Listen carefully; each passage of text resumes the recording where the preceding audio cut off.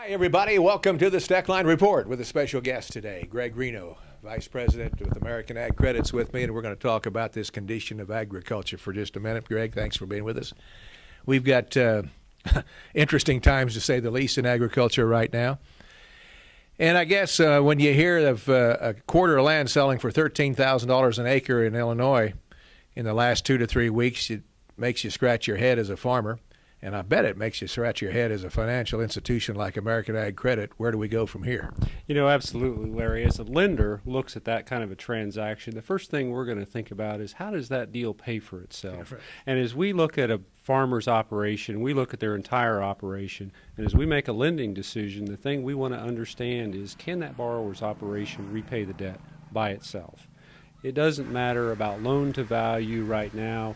With all of the volatility in the land market, what we're really looking for is, can that borrower's operation repay that debt?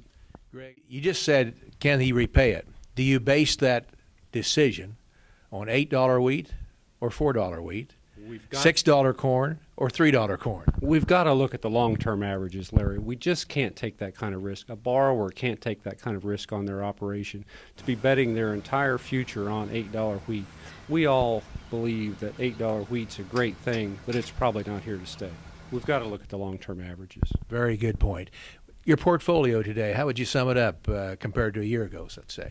You know, Larry, our portfolio continues to remain very strong. As you step back and think about it, we've had 10 years of extremely good years in agriculture, a decade unparalleled in terms of profitability and growth in agriculture.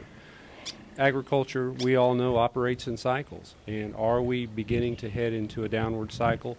Nobody knows that for sure, but certainly as we kind of end this decade of extreme prosperity, the quality of our portfolio is very good. Greg, I got to tell you, as a businessman for 50 years and had to borrow almost every dollar that I ever bought anything with, I relied a lot on the banker to help me make decisions as to where I go. Mm-hmm. I'm sure you folks are involved in that, and if I was a farmer, as I am, which I'll be cutting about 1,000 acres of wheat here in a few days, what would you tell me if I came to you and I said, you know, I'm a wheat farmer and I'm really good at wheat, but boy, this corn and soybean thing, it looks so hot. I think I'm going to try it, and I'm going to buy a new quarter of land to do that. Does that cause you some heartburn? You know, one of the things we look at is, what's a borrower's core competency? Are they really good at growing wheat, or are they really good at growing dryland corn or maybe irrigated corn? And those are different skill sets. And we would challenge a borrower, you know, is this really what you're good at? Is this what you want to be world class at? And if so, how can we help you get there? What are you finding with land prices all across the American AgCredit scene? I know they're going up, but are there areas where they go up faster than others?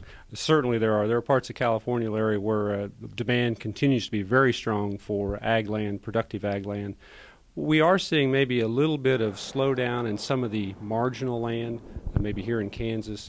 The highly productive farms in parts of north central Kansas continue to be very strong, but there are some tracts that were probably a bit overpriced, maybe while the economy was a little overheated, and those seem to be slowing a little bit, not growing quite as fast as the others. With these higher land prices, is it enticing some people to sell? We really don't have a lot of auctions on the calendar this spring. We don't see a lot of land moving right now. Means it might get higher. Could certainly go higher. Can you keep the interest rates where they are? I wouldn't guarantee we can keep them where they are, but they are, you know, in a long-term perspective, interest rates are a good buy right now. There you go. Greg Reno with American AgCredit. Thanks, Greg, and that's the way it is on the Steckline Report. This time around, at least. See you next time.